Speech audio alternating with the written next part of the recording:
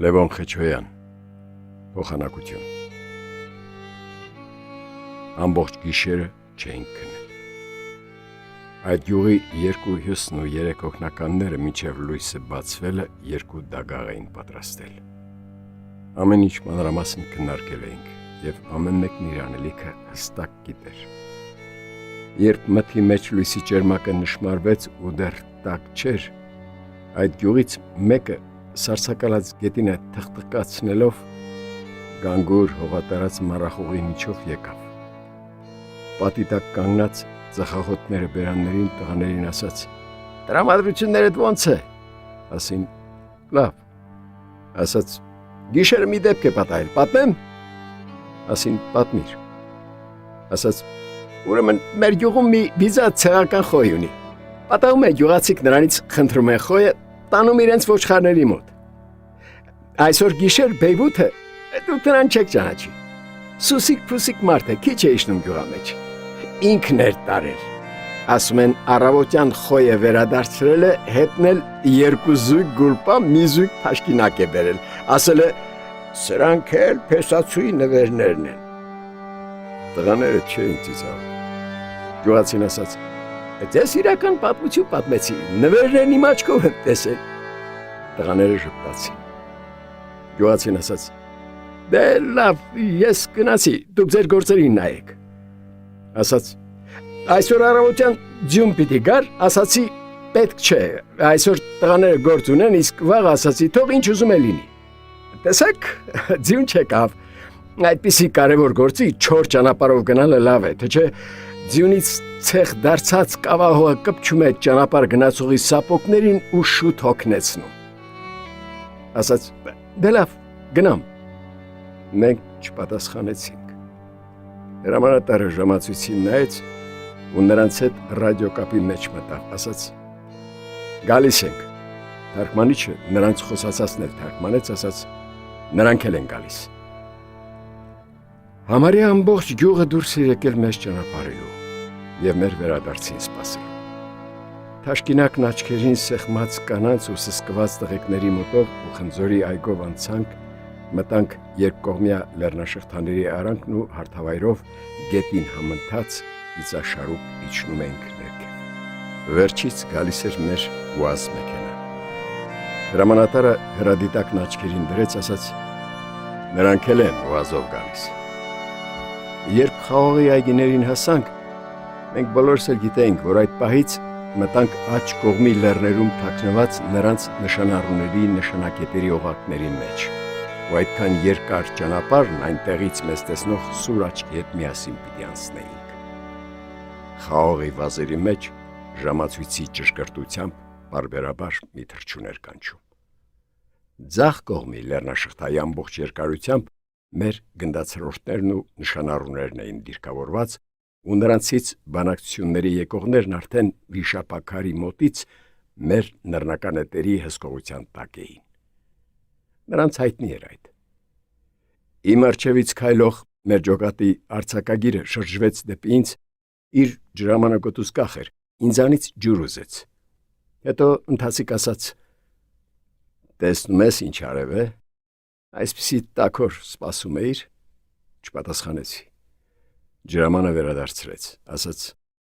«Առավոտյան պատի տակ, որ կանգնած էինք, փեսացու խոյի մասին պատմող այն մարդը գիտես ով էր»։ Ասացի. «Չէ»։ Էն տղայի հայրն էր։ Նրանց մոտ գերի գտնվող երկու տղաներից մեկը ծնողներ չունի։ Փոքրուց այդ մարդը որբանոցից վերցրել է ու որդեգրել։ Առավոտ շուտ եկել էր, 100 տարվա հնություն ունեցող պատմություն էր պատմում, որ իբրև թե ճանապարհից առաջ մեզ արիացնի։ Խոսելու ցանկություն չունեի, ասաց. «Բայց եղանակի մասին մարգարեությունն ինչ ճիշտ էր, ես դրա մերը գոնե մի շիշողի էլ չէր բերել»։ Այ քեզ արև, ես հաստատ համոզված եմ, որ նա երկնքի հետ խոսում է։ Նա խոսելուց մարգարեանալ, արիանալ, երկնքի հետ խոսել, միշտ էլ դրանց նման վերամբարձ բառեր էր օգտագործում ու անընդհատ իմ մեջ նրա հետույքին հասցնելու ցանկություն էր առաջանում։ Մի անգամ էլ դիրքում կանգնած ժամանակ բարձրացել էր ժայռի վրա ու գոռացել. «Էհեյ»։ Երբ նրան հարցրի ինչու է իր առավոտ շուտ էշի նման զռռում, ասաց. «Էս երկրի սահմանապահ փշալարն եմ, գոռում էի, որ ներքևում խաղաղ քնեն»։ Ասի թիկունքով բաց կանգնել էր նրանց դիրքայինների առաջ, եթե նրանք խելք ունենային, հաստատ քեզ խաղաղ քուն կուղարկեին։ Երբ գերի վերցրած նրանց աղջկան անտառ տարանք ու կրակ վառեցինք, աղջիկը խոշոր կաթիլ արցունքներով լալիս էր ու թրջել էր թեզանիք։ Անտառի լռության մեջ բոլորին լսելի մոշահավի ոտքերի տակից ճտտոցով հացենու ճյուղն ընկավ գետնին։ Աղջիկը ճչալով տղաների բազմության միջով վազեց արձակագրի մոտ, ասաց. «Ինչ ուզում եք արեք, միայն կրակը չգցեք»։ Թարգմանիչը թարգմանեց. «Նրանց աղջիկն ասում է, իրենց հավատն արգելում է կրակով մեռնելը»։ Արձակագիրը նրանց աղջկա վրա գոռում էր, որ հեռանա իրենից։ Տղաները գրողին ասացին. «Մեկ է, մեզ պետք չէ իրենց կողմնել, դրան չի ուզում»։ Աղջիկը մեր լեզվով ոչ մի բառ չէր հասկանում։ Միայն բնազդով նրա աչքերից զգում էր, որ միայն նա կարող է իրեն պաշտպանել։ Արձակագիրն ասաց. «Սրան հեռացրեք ինձանից, տարեք»։ Տղաներին գոռաց. «Վերջ տվեք, թողեք»։ Անտառի բացատի ձյունը շուրջանակի ծեծված ոտնահետքը ոտնահետքի վրա դաջված էր։ Տղաները եկան մոտեցան արձակագրին, ասացին. «Մեր ջոկատի կողքիդ կռվող Մոսոին հիշիր, նրան իրենք ինչ էին արել»։ Արձակագիրը եկավ կրակի ու ճերմակ գուլպաների վրա կարմիր ու կապույտ անհամադիր գույների երիցներով խոշոր արցունք լացող աղջկա և նրանց մեջտեղը կանգնեց, ասաց. «Ամենասարսափելին էն կլինի, երբ կսկսեն թշնամու մեռածների ոգիները մեր մեջ բնակվել»։ Տղաները նրա բարդ ասածը հասկացան, ես էլ հասկացա, բայց մեջս նրա հետույքին հասցնելու ցանկություն էր առաջացել։ Հետո մեզանից շրջվեց, համարձակվեց, ձեռքն ինչպես աղջիկների ուսին են դնում, դրեց նրանց աղջկա ուսին, ասաց. «Դիմացիր, քեզ դիմանալ է պետք»։ Թարգմանիչը թարգմանեց, թե նրանց աղջիկն ասում է. «Եթե պրծնեմ ու տուն էլ վերադառնամ, ես չգիտեմ, այսպես վախենալուց հետո ես կապրեմ»։ Արձակագիրը նրան հայհոյեց, ցուցամատով ուսը բզեց, գոռալով ասաց. «Ինչ պահանջ դնելու մասին է խոսքը։ Կգնաս կբնակվես երկնքի հետ խոսող այն գյուղացու տանը, որի տղային մի տարի է տարել են, և կտեսնես այդքան երկար ժամանակ անսահման վերևի հետ առավոտի ցիրիկուն խոսելով ապրել հնարավոր է»։ Կրակը ձյունով հանգցնելուց հետո նրան հարցրինք. «Ինչու այդպես արեցիր»։ Բոլորի ներկայությամբ հայտարարեց. «Որոնեցի, մեջս ատելություն չկար»։ Այսօր գիշեր էլ, երբ այդ գյուղի երկու հյուսն ու երեք հոգնականները մինչև լույսը բացվելը դագաղ էին պատրաստում, ու հետո, երբ լուսաբացին մոտիկ, լռության մեջ աղյուսե պատի տակից բոլորին հայտնի երկու կրակոցը լսվեց, ու գյուղի անտառոտ ու ժայռոտ մասից շնագայլերը սկսեցին լացել ու հռհռալ, արձակագիրը հանկարծահաս տագնապով ասաց. «Արդեն 4-րդ գիշերն է, մոռացել եմ քնելուց առաջ հայր մերը ասել»։ Քանի գնում հանդիպակաց կողմերից իրար էինք մոտենում։ Հրամանատարը մի անգամ էլ հեռադիտակն աչքերին դրեց, ասաց. «Նրանց թիկունքում, իրենց գյուղի մոտ, շատ հավաքվածներ կան, հարազատները պատաններին են սպասում»։ 2 օր առաջ մեզ մոտ գտնվող գերիների անձնական փաստաթղթերի համարներն էին հաղորդել նրանց ու փոխանակության օր նշանակել։ Գերիների կենդանությունը հավաստելու համար ասացինք. «Խոսեք ձեր հարազատների հետ»։ Խոսեցին։ Նրանք այնտեղից ասացին. «Ճիշտ է, մերոնք են»։ Հրամանատարն ասաց. «Երրորդն էլ կա, աղջիկ է»։ Նրանք ասացին. «Երրորդը մեզ պետք չէ»։ Հրամանատարի ճակատին քրտինքի կաթիլներ կային։ Ասաց.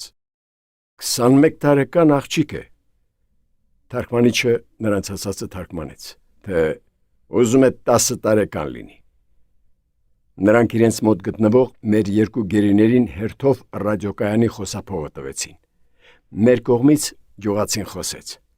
«Հա, տիկուշն է։ Ես եմ, մի վախենա, տաք է լինելու, կտեսես, վաղը չեմ մյուսօրը ձյուն չի գա։ Ձյուն պիտի գար, ասացի պետք չէ։ Հետո հիշեց ասաց. հələ մի հատ վայրամ բիզա ասա։ Ծիծաղում էր։ Ինքն է, վայրամ ասել չգիտի, մեծացավ էլ մեր հարևան վայրամ բիզային վայրամ էր ասում։ Ինքն է, տոշնի ինքն է։ Ծիծաղից արցունքոտ հազած, սպիտակ երկար մորոքը սղալեց, խոսափողի կոճակը դարձյալ սեղմեց ասաց. ձյուն չի գա, էդ օրն էլ հավքը երկելու է թփերի մեջ, հավքը կերքի, իմացար։ Մենք հավաստիացանք, նրանց ասացինք, մերոնք են։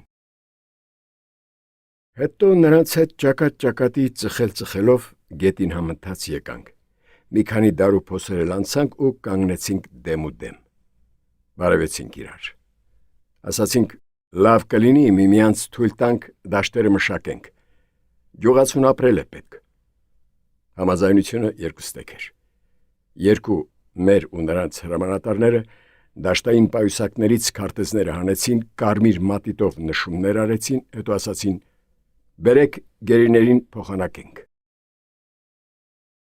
Նրանք իրենց ուազից երկու դագաղ հանեցին։ Մենք էլ մեր ու գետին չէ, դագաղներին էլ չէ, իրար էինք նայում։ Մեր ու նրանց հրամանատարների կրտներից աջ ու ձախ կողմյա լեռների հետ գործող ռադիոկապի հաղորդիչներն էին կախված։ Նայեց, թե նրանք ինչ հրաման կտային։ Գյուղից մեզ հետ եկած գերիներին ճանաչողներից մեկը դագաղը բացեց, նայեց ու ասաց. հա, մերոնք են։ Մեր բժիշկը ձեռքի ափի երեսը կպցրեց մահացածի հենց թևատակի վերքին, արյան բարակշիթի հետ նիհար կողոսկրերի վրայով իջավ մինչև տրուսիկը, ասաց. երկու ժամ էլ չկա ինչ գնդակահարել են։ Ասաց. նրանք մեզ են խաբել, մենք էլ իրենց։ Վերադառնում էինք։ Խաղողի վազերի մեջ հավքը դեռ կանչում էր ժամացույցի պարբերական ճշգրտությամբ։ Մեզ հետ եկող դիակները զննող գյուղացի բժշկին ասի. ուզում եմ այդ ձայնը մտապահել, էդ ինչ թրջում է կանչողը։ Կարո այս եղանակին դժվար թե բու լինի։ Ասաց. բու է, բա ինչ է, բուն տաք երկիր չգնացողներից է։ Չգիտեմ, մոշահավն այդպիսի ձայն հանում է։ Դեռ ձմեռ էր, բայց տաք, պայծառ ու արևոտ օր էր։ Կարդաց Սերգուշ Բաբայանը